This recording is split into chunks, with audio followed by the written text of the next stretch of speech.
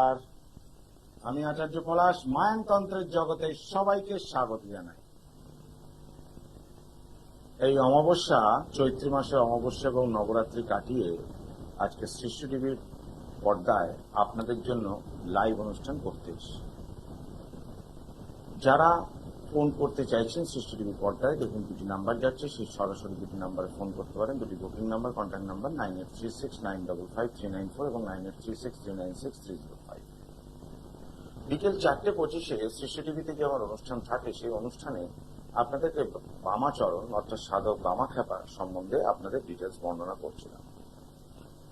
যে অব্দি আলোচনা ছিল তারপর থেকে আমি আজকের এই তার বাল্যকালের কাহিনী আপনাদের সামনে তুলে ধরছি। তারপর আস্তে আস্তে তার কিভাবে তিনি তারামায়ের সাধক হলেন, তার মনের মধ্যে ভক্তি থেকে কিভাবে জাগরিত হলো, সমস্ত কিছুই বর্ণনা করব।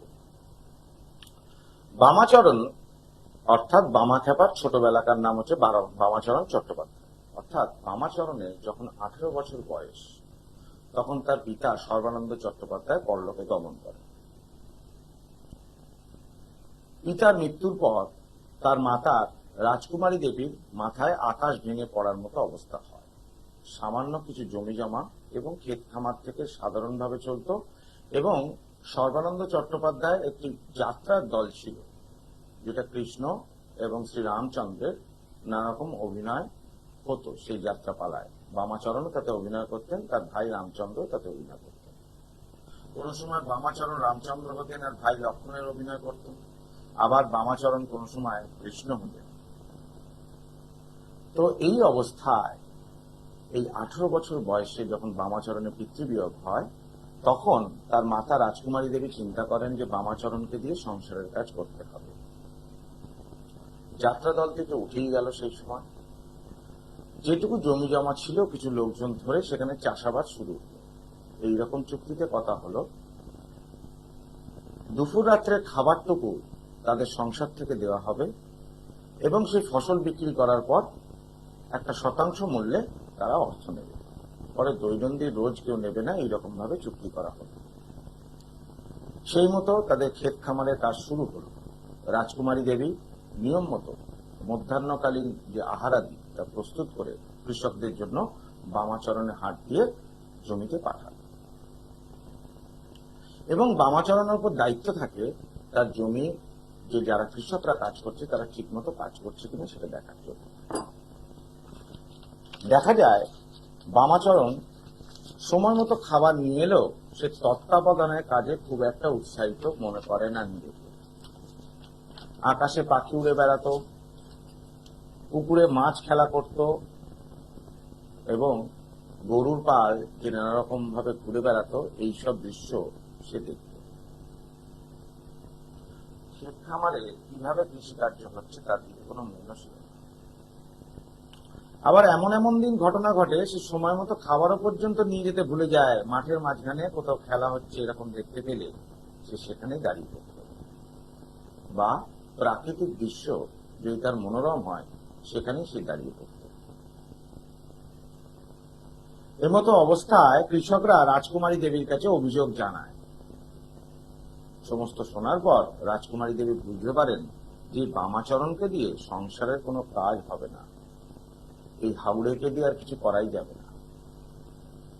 ফলে রাজকুমারী দেবী তার দুই পুত্র বামাচরণ এবং রামচন্দ্রকে তার মাতুল গৃহেতে রেখে আসেন, অর্থাৎ ভাইদের কাছে। পাকা বিষয়ী তার ভ্রাতা, অর্থাৎ রাজকুমারী দেবীর ভ্রাতা হচ্ছে পাকা বিষয় ছিল। সে এত ব্যবসা বুঝতো যে বুঝেছিল যে বামাচরণ ও রামচন্দ্রের জন্য পড়াশোনার অর্থ ব্যয় না করে তাদের ক্ষেত খামার এবং গো পালনের কাজে লাগিয়ে দিত। গরু চড়ানোর কাজের দায়িত্ব দিয়েছিল বামাচরণের ওপর। যথারীতি বামাচরণ সময় মতো গরুর পালকে নিয়ে মাঠে দিত। গরু দেখাশোনার নাম করে সে আকাশের দিকে তাকিয়ে থাকতো আর কি বিভোর হয়ে ভাবে থাকত। এই সুযোগে গরুর পাল অন্যান্য ব্যক্তিদের শস্য নষ্ট করত। যথারীতি তারা এসে তার মাতুলের কাছে এই অভিযোগ জানায়, আর মাতুলের কাছ থেকে জুটত বামাচরণের নির্যাতন এবং অপমান, লাঞ্ছনা, গঞ্জনা। রাজকুমারী দেবী এই সমস্ত কিছু জানার পর বামাচরণকে আর তার কনিষ্ঠ পুত্র রামচন্দ্রকে নিয়ে নিজের কাছে চলে আসেন। রাজকুমারী দেবী বুঝতে পারেন এই বামাচরণকে দিয়ে কোনো কিছুই করা সম্ভব নয়। ফলে বামাচরণকে তিনি বুঝতে পেরেছিলেন একে দিয়ে হাট বাজার, কৃষিকার্য, গৃহের সংসারে কোন রকম কাজ এসে আসবে না। বামাচরণ সে একটাই জিনিস বুঝতো, সে মায়ের পুজো করা। রাস্তা দিয়ে হাঁটতে হাঁটতে সে পথে ঘাটে যা পেত, সে ঘেটু ফুল হোক, বনো ফুল হোক, যা পেত কচু পাতায় সেটাকে নিয়ে এসে মায়ের নামে অর্ঘ্য প্রদান করত মায়ের পায়ে। পুজোর কাজে যে সাবলীল ছিল তাও কিন্তু সে নয়, মন্ত্রজ্ঞান সেরকম ছিল না, জানতো না, শুধু ভক্তি এবং খেলার ছলে দেবীকে পুজো করতে। আর গ্রামব্যাপী চারিদিকে তারা নাম জপ করতে করতে একদিন বামাচরণ হয়ে ওঠে তারাময়। যখন মানুষ এই যে শরীর ধারণ করে, প্রতিটা মানুষের শরীর রয়েছে, আমরা জানি, হয়তো শুনেছি এরকম, অনেকে জানেনও না, আত্মা এবং শরীরের মেলবন্ধনের একটু পার্থক্য থাকে। আমি একটু কলার বন্ধুকে দেখি। জয় মা তারা,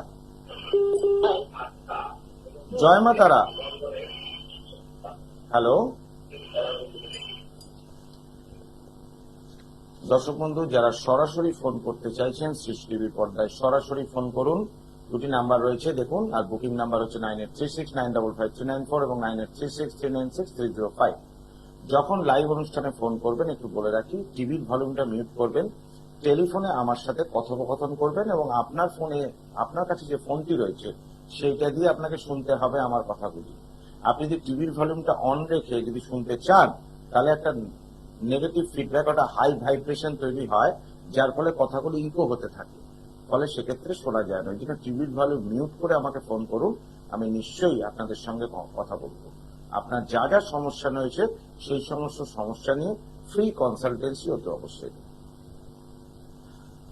তো তারাপীঠ মহাপীঠ, যেখানে আমার প্রতি মাসে মায়াংতন্ত্রের মহাযজ্ঞ থাকে, এই তারাপীঠ মহাপীঠ সিদ্ধপীঠ সত্যযুগে বশিষ্ঠমণি এবং ঘোর কলিযুগে গুরু বামদেব অর্থাৎ বামাচরণ চট্টোপাধ্যায়ের জন্য হয়েছিল।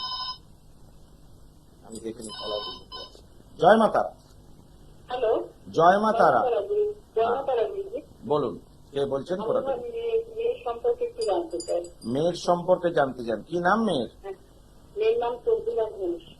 আচ্ছা, শর্মিলা ঘোষ। চন্দ্রিমা। চন্দ্রিমা, আচ্ছা চন্দ্রিমা ঘোষ। বলুন চন্দ্রিমার জন্ম তারিখ। 13/7/1999। 13/7/1999। টাইমটা বলবেন? 10। কত 10? 10 বিকেল 3:10। বিকেল 3:10। হ্যাঁ।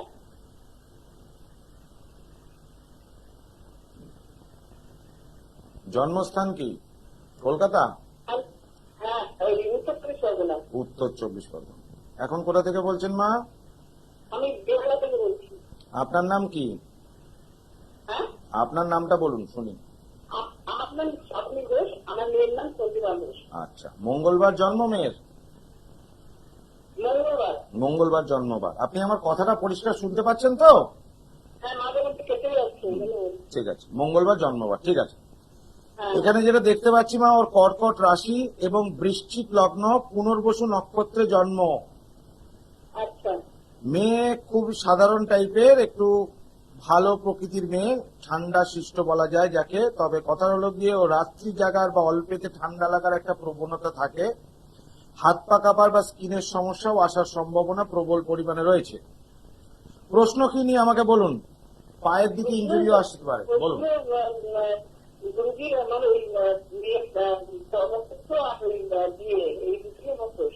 আচ্ছা, কর্মক্ষেত্র, বিয়ে। এইবার সেই প্রশ্নের উত্তর দেওয়ার আগে আমি বলে রাখি, কোন সময় আপনার মেয়ে কি অ্যাক্সিডেন্ট কিছু হয়েছিল? না। ঠিক আছে। আপনি মেয়ের রাশি লগ্ন জানেন না আজকে জানলেন প্রথম? মেয়ের রাশি লগ্ন আগে জেনেছিলাম। আচ্ছা, জেনেছিলেন। বৃশ্চিক লগ্ন, কর্কট রাশি, পুনর্বসু নক্ষত্র, ঠিক আছে তো? ঠিক আছে। এইবার আপনি প্রথমে চাকরি আর বিয়ে দুটো ক্ষেত্রে বলি। এখন বর্তমানে 1999 সালে যদি জন্ম হয়, এখন ওর বয়স দাঁড়াচ্ছে প্রায় 25 বছর বলা যায়, তাই তো? 24 প্লাস। হ্যাঁ। এখন এই যে লগ্নপতি মঙ্গল দ্বাদশে অবস্থান করছে এবং তার সঙ্গে সঙ্গে রাহু, চন্দ্র, বুধ একত্রিত ভাবে জড়িত। এখন এই রাহু দশম ভাবের উপর এখানে দৃষ্টি প্রদান করাতে শুক্রযুক্ত অবস্থায় মেয়ে কি ইঞ্জিনিয়ারিং করেছে? হ্যাঁ, ইঞ্জিনিয়ারিং কি করে বললাম মা ইঞ্জিনিয়ারিং করেছে? আপনি তো বলেননি, আমি হরোস্কোপ দেখে বললাম। হ্যাঁ, আপনি ঠিকই বলেছেন। ইঞ্জিনিয়ারিং করেছে, তাই তো? হ্যাঁ, কোর্স কমপ্লিট হয়েছে? কোর্স কমপ্লিট হয়ে গেছে। কলকাতায় বা পশ্চিমবঙ্গে চাকরি পাওয়ার সম্ভাবনা একটু কম রয়েছে, ভালো চাকরি। আচ্ছা। উত্তর 24 পরগনার জন্ম, সুতরাং কলকাতায় চাকরির দিকে খুব একটা ভালো হবে না। কলকাতার বাইরে যদি যায়, মানে জন্মস্থান থেকে দূরে, উত্তর 24 পরগনা বা কলকাতা এরিয়া থেকে যদি বাইরে গিয়ে কোথাও চাকরি করে, সেটা দুর্গাপুরও হতে পারে বা অন্য ব্যাঙ্গালোরও হতে পারে, অন্য জায়গাতেও হতে পারে। আমি একটা এক্সাম্পল দিলাম দূরে। তাহলে সেক্ষেত্রে জীবনে একটা উন্নতি পাওয়ার সম্ভাবনা রয়েছে। ক্লিয়ার? হ্যাঁ। আর কোনো কোয়ারিজ এটা চাকরি সম্বন্ধে? না, এমনি কর্মক্ষেত্রে মানে ভালো মতন এগিয়ে যাবে। এখন তো কলকাতায় চাকরি করছে। এখন কলকাতায় চাকরি করছে, সুতরাং চাকরির জায়গাটা খুব একটা উন্নতি হওয়ার নয়। তবে এই মুহূর্তে চাকরি একদমই ছাড়বে না, কারণ 2024 সালটা ওর জন্য একদমই ভালো নয়। আচ্ছা। খুবই খারাপ সময় 2024 সালটা। প্রমোশন যদি হয় তাহলে এখানেই থাকুক, এখন কোনো বাইরে যাওয়ার দরকার নেই এই মুহূর্তে। 24 সালের পর অর্থাৎ 25 সালের পর থেকে ও চেষ্টা করতে পারে বাইরে কোথাও যাওয়ার জন্য, চেষ্টা করতে পারে। আচ্ছা। আর কি জানার আছে মা? আর বিয়েটার ব্যাপার নিশ্চয়ই বলবো, কেন বলবো না। মেয়ের প্রথমে বলে রাখি, কর্মক্ষেত্রে পরিচিত কারোর সাথে বিবাহ হওয়ার সম্ভাবনা রয়েছে, কিন্তু মেয়ে মাঙ্গলিক থাকাতে যার জন্য বিবাহ ভেঙে যাওয়ারও একটা প্রবল সম্ভাবনা আছে। পঞ্চমপতি ষষ্ঠে অবস্থান করাতে শনি যুক্ত অবস্থায় এবং সপ্তমপতি দশমে এবং লগ্নপতি দ্বাদশে অবস্থান করাতে ঘোরতর মাঙ্গলিক দোষে দুষ্ট হয়েছে তোমার মেয়ে। সুতরাং দুদিক থেকে মাঙ্গলিক থাকাতে বিবাহিত জীবন একদম সুখের নয়, এক কথায় বলা যায়। যদি বিয়ে কি হয়েছে মেয়ের? এখনো বিয়ে হয়নি। তাহলে এটুকু বলা যায় 2024 সালে কোনো চেষ্টা করার দরকার নেই। বিবাহিত জীবন একমাত্র 2025 থেকে 2027 পর্যন্ত শুভকর যেতে পারে। 2025, 26, 27 এই 3টে বছর সারা জীবনে ও বিবাহিত জীবনে সুখ ভোগ করতে পারে, নচেত আর কোনো সময় পারবে না। না মা, বিবাহিত জীবন একদমই সুখের নয়। যেটা বাস্তব আমি সেটাই বলি, আমি ভুলভাল কাউকে বলি না। 25 থেকে 27 এই 3টে বছর ও স্বামী সংসার যদি করে তাহলে এটা নিয়ে সুখে থাকবে। বাকিটা জীবনে একটা ঝড় তৈরি হবে, যে ঝড়টা আসবে 27 সালের পর, এবং বিবাহিত জীবন লন্ডভন্ড হয়ে যাবে। বিবাহিত জীবন একদমই ভালো নয়। এটার জন্য একটু প্রতিকারের দরকার আছে, ঠিক হয়ে যাবে। তবে কর্মক্ষেত্রে উন্নতি আছে। 24 সালটা বাদ দিয়ে 25 সাল থেকে দূরে যাওয়ার চেষ্টা করতে পারে। জয় বাবা। হ্যাঁ মা, কি বলছেন? কর্মসূত্রে পরিচয় হবে। আর ছেলে যদি একত্রিত ভাবে দুজনে কোনো চাকরি করে বা এক জায়গায় চাকরি করে তাহলে হয়তো সম্পর্ক থাকলেও থাকতে পারে, নচেত নয়। জয় মাতা। দর্শক বন্ধু, আমি সবাইকে সঠিক সমাধান করার চেষ্টা করি। যারা সৃষ্টি টিভির পর্দায় ফোন করেন, আমি টোটালি ফ্রি কনসালটেন্সি দিই। এর জন্য কোনো রাগঢাক নেই, কোনো রকম এই জন্য বলি না, কিন্তু যেটা খারাপ আছে সেটাই বলি। আমি টিভির অনুষ্ঠানে যে সাধকদের সম্বন্ধে, এই যে সৃষ্টি টিভির পর্দায় দেখতে পাচ্ছেন, আমি সাধকদের সম্বন্ধে বলবো। তো যাদের আমি দুটোর বেশি কোনো ফোন অ্যাটেন্ড করবো না অনুষ্ঠানে, সুতরাং যারা যারা সঠিক প্রয়োজন আছে তারাই ফোন করুন। নিশ্চয়ই আমি আপনাদের সঙ্গে একদম ফ্রিতে কনসালটেন্সি দেবো, যাতে সমস্যা কিছু না তৈরি হয় বর্তমান সময় চলার জন্য। জয় মাতারা। বলুন, কে বলছেন, কোথা থেকে বলছেন? আমি কোলাঘাট থেকে বলছি। কোলাঘাট থেকে। নামটা বুঝতে পারলাম না মা। না, আমার স্বামীর বিষয়ে আমি জানতে চাইছি। স্বামীর নাম কি? তাপস মান্না। তাপস মান্না। আপনার নাম কি? তাপস মান্না, কোলাঘাট থেকে বলছি। তাপস মান্না স্বামীর নাম, আর স্বামীর স্ত্রীর নাম কি? সোমা মান্না। শুভা। সোমা মান্না। আচ্ছা, তাপসের জন্ম তারিখ আছে? হ্যাঁ, হ্যাঁ, বলো। সোমা মান্না। আরে তাপসের জন্ম তারিখ বলো, কথাটা মনে হচ্ছে তোমার কেটে যাচ্ছে মা। হ্যাঁ, 9 মে 1981। 9 মে 1981। টাইম বলো মা। 1981। হ্যাঁ 1981, 1981, তাই তো? হ্যাঁ, 9 মে 1981। ঠিক আছে, 9th May 1981। টাইম বলো মা। জন্ম সময় 9:33 রাত্রি। রাত্রি 9:33। জন্মস্থান কোথায়? 9:43। 43। আচ্ছা 9:43। ঘরে বাড়িতে হয়েছে কোলাঘাটে। আচ্ছা, কোলাঘাটে জন্ম। আরে বাড়ি বললে তো হবে না, এখানে বাড়ি লিখলে আসবে না, কোলাঘাটি বলতে হবে। কোলাঘাট। শনিবার জন্মবার?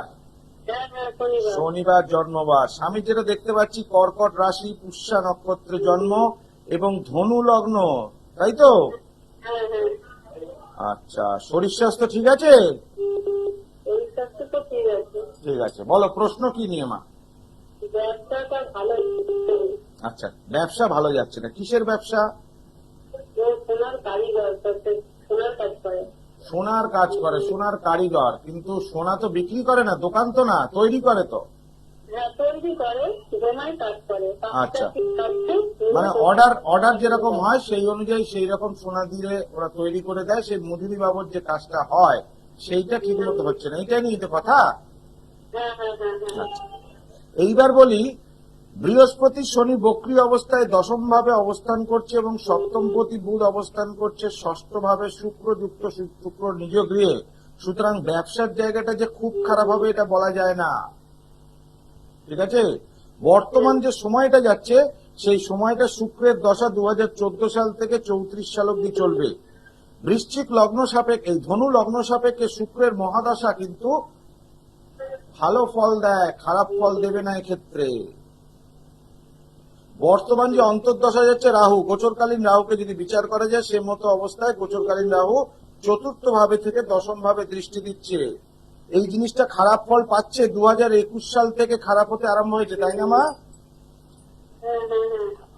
আমি যেটা বলছি সেটা শুনে হ্যাঁ বলবে, না শুনে হ্যাঁ বলবে না। আমি বলছি তোমার স্বামীর যে কাজকর্মগুলো চলতো হ্যাঁ, এটা 2021 সাল থেকে খারাপ হতে আরম্ভ হয়েছে। হ্যাঁ, হ্যাঁ। কি করে বললাম 2021 সালে? কারণ 2021 সাল থেকে স্বামীর খারাপ সময় শুরু হয়েছে। একটা তন্ত্র ক্রিয়া করে ওকে ক্ষতি করা আছে। ও ভালো রোজগার পাতি করতো, মনে হয় বাইরে কাজ করে, বাইরে করে তো। হ্যাঁ, দিল্লিতে করে। হ্যাঁ, কি করে বললাম? তুমি তো বলনি বাইরে কাজ করে, আমি বলে দিলাম তো। কে বললো হ্যাঁ, বাইরে কাজ করে যে স্বামী? এটা কে বললো? আপনি বলেছেন। তবে তুমি এটা সম্বন্ধে আমি একদম পরিষ্কার বলে দিচ্ছি। এবং 2021 সাল থেকে ওর উপর ক্ষতি করার কাজ শুরু হয়েছে, অর্থনৈতিক দণ্ড, গৃহে বাস্তুদোষ হওয়ার সমস্যা প্রবল।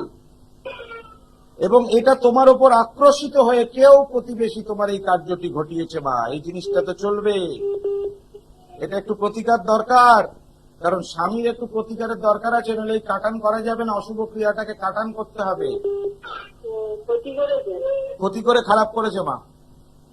আশেপাশের লোক কি?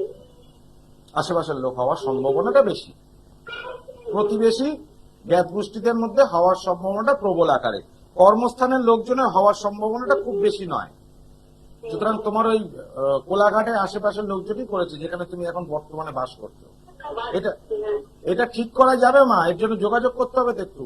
যোগাযোগ না করলে কি করে করা যাবে? স্বামী তো বাইরে থাকে, সেক্ষেত্রে তুমি অন্য কাউকে নিয়ে, কোনো গার্জেনকে নিয়ে স্বামীর এক কপি ছবি নিয়ে আমার সাথে মেচেদাতে যোগাযোগ করতে পারবে, কেমন? কোথায় আছে? মেচেদাতে একটু বুকিং নাম্বারে ফোন করে নাও, দেখো দুটি বুকিং নাম্বার বলে লেখা রয়েছে, সে নাম্বারে একটু ফোন করে নাও মা, কেমন? আচ্ছা, ঠিক আছে। জয় মাতা। দর্শক বন্ধু, আমি প্রত্যেকটা মানুষকে সহযোগিতা করি। এই সৃষ্টির পর্দায় আমি আর ফোন নেব না আজকের মতো।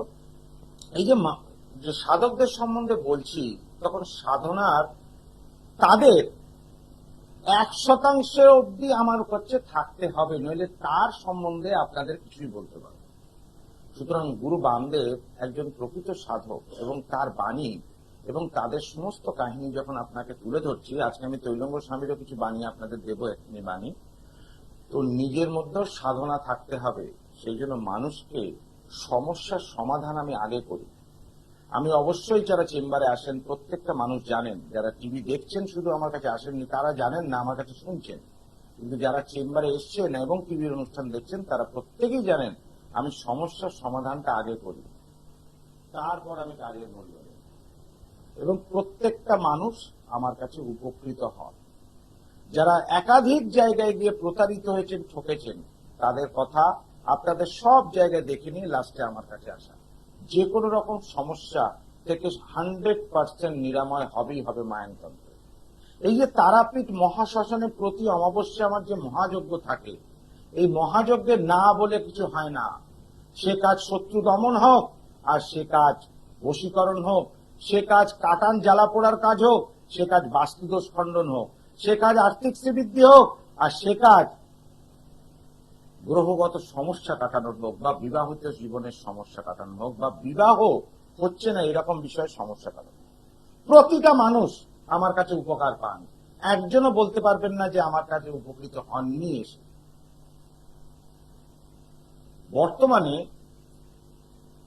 প্রত্যেকটা মানুষের একটা অর্থের প্রয়োজন হয় জীবন ধারণের জন্য, যেমন আপনারও প্রয়োজন, আমারও প্রয়োজন, কিন্তু অধিক অর্থ অনর্থের মূল।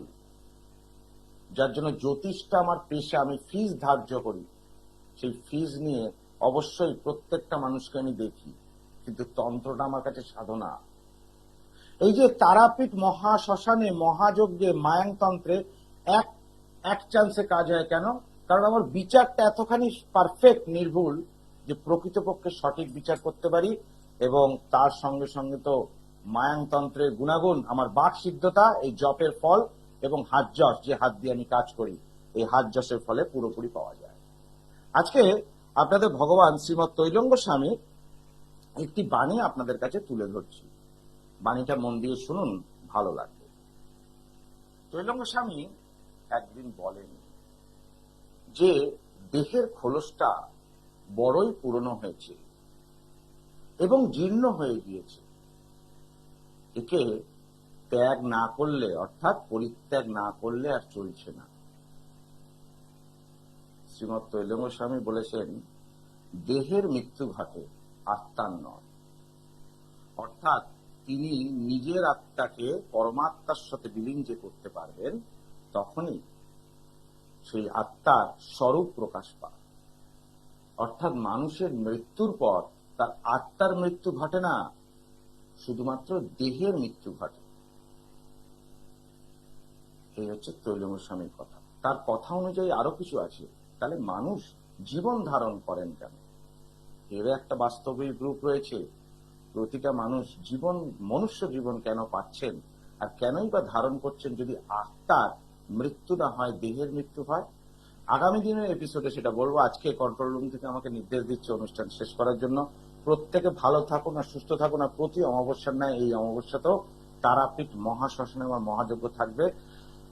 ওম সর্বমঙ্গল মঙ্গলে শিবে সর্বার্থ সাধিকে শরণ্যত্রম্বকে গৌরী নারায়ণী নমস্তুতে।